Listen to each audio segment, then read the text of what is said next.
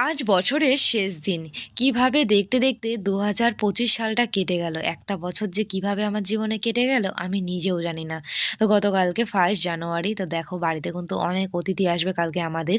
সব দিদি, বোনরা সবাই আসছে আমাদের বাড়িতে।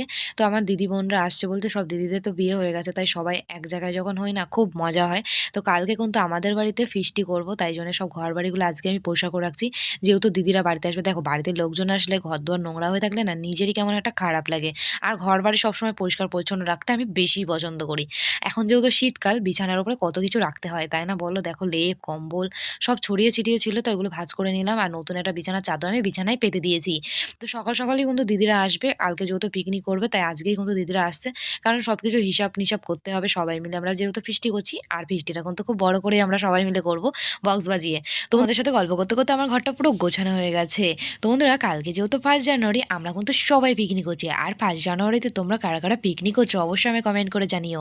আর ২০২৫ সালটা কিন্তু আমার খুব ভালো কেটেছে। তোমাদের কেমন কাটলো কমেন্টে জানিও।